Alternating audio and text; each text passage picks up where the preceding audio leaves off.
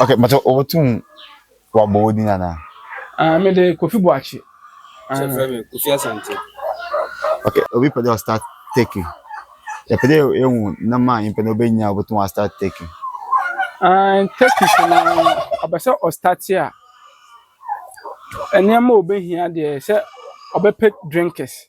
No a pay feeder embo no be didi. Feeder na embo no didi wo na embo no drinkers no omo nso ne de. Eno ne ade obehia de start. But what dance na de na? And then. Okay, ntino obetimi abo structure bi ti se de ehu wa hai. Eno obi so ho obeto block be 2 1 2 na or the mesh wire mesh ni be afa ntino it depend on how any pan person or dey oye no. Okay. But room size no on said that yes. Oh, room size no say emusu a eye etimi man mo na size a lot. But on say it all depends on space how you there. Oh, ebi a space is a eno nche se untimi en start bi bu betimi a start. Ntino say wo space na be na kese so eno so enye bad. Okay. Nti onfa mwan na sha or the start of boa. Oh, member the start here be boa dey depend on nipa na so. Yeah, start here ko to 2. Ebi bonse na ebi ewu. Na ebi om na aboa bachi bi. Na asa akoto. Ntino sika wo ho de anka unya be 3 4 bia mema 4 bia emba 6 because embo no ebitimi e dey efrim ntino ebi film ko bi be dey ebi beka ba oye ti se okoto 1 1 a aboa de otimi yare no aye dey no wawu ntino omodo so kaka na de start ya no mum ye dey eboa because obetimi 1 1 oba ba ko be ba ko obenyina abose ni pejana na yare bi aba na aboa na dey ewu nti omodo so kaka na de start ya na no boa. Okay, nti but they would on fan start on from on start. Oh, it depends on nipa no experience already or so day old no obi an etimi hwe day old omo hwe ya kakra so ntino say oni much experience and come advice me say on be a month old and as a 2 month old no on fan starting. Okay, but obi wa pa there na so on starting with the about there as day old na be procedure obotu we use to start day old. And this nipa no person or starting with day older obepe enclosed area na say baby a ehusa kakra so if possible kwa na say e pen say we are the rubber bi ebeje ho ebe fa ho say na be ya obe provide heat aye dey amambo ano na omo heat bulb oni heat bulb a ompe bibi ti say pot bi na on soja kakra aye dey ewum say na be keep mbo ano because embo we mo no say o ma anya heater omu wuntem ntino o ma ni heat bulb ana say o ma pot with eja charcoal ana say the bisa na the good pot ni ma e provide warm mambo na no bobia etinama a survive. Okay, so medication. Oh, medication obemo pencil plus antibiotics omo antibiotics no for 5 days now omo plain water for 2 days at once ntino after be a week no omo ampullum ampullum no so ekusidiosis on say mbo no say omo ko toilet na aduane kakra ekopete so no omudi etimi omo coxi no ntino antibiotics ene ampullum na obedane na mo kakra no omo plain water no mabenu so at once. Okay, see after how many weeks now offer this in baba? Oh, and one they depend but abon be run 4 weeks and I say obenya mountain dey na fedes na dey na aba that time no hia heat bulb and I say on hia pot bi ebi nti beyin we fi bebi o wode na be sure say baby no mo no esu a onyi no I say o man baby a eho so kakra se na be a obetimi exercise and so bo development nti mo munyi ni yi. Okay, nti na taking your baby or to affect one. Yare betumi affect taking. And to say yare na ya na ka bank kono so no. Na wo a friend say sa pox na ya nkuko no. Bitimi yo mo and e ba mo so an hwe ya nsia no kwantem a.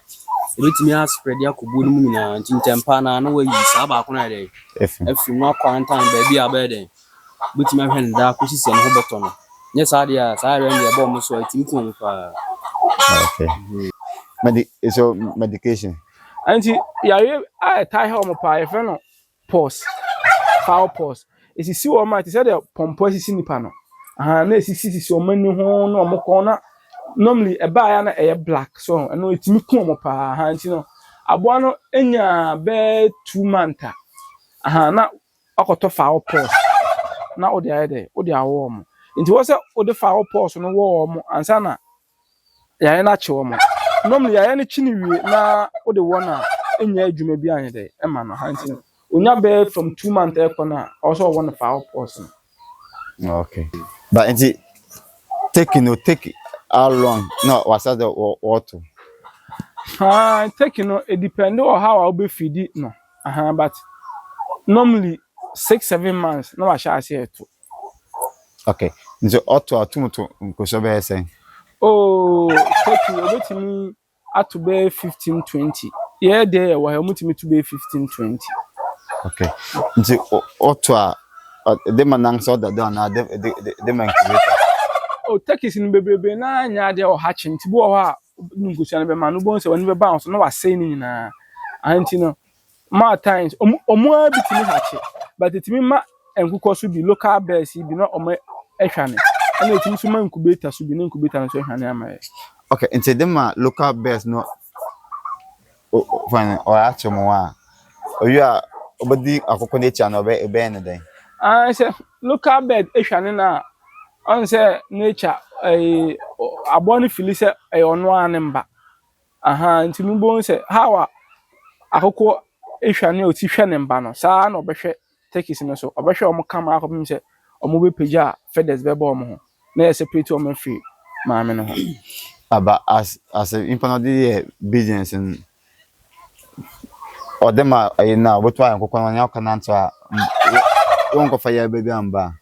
So omo ohwane a yenja omo nante saa o yekipi omo e wo pen mu. Aha yenja omo saa because uja omo a a business now there emboa create me cheche omo so kokobo ne saa mboa na omo cheche mboa ne timi cheche omo nti normally e keep omo wo ebuom se na be keep mboa ne si But taking the meeting bank of our paper.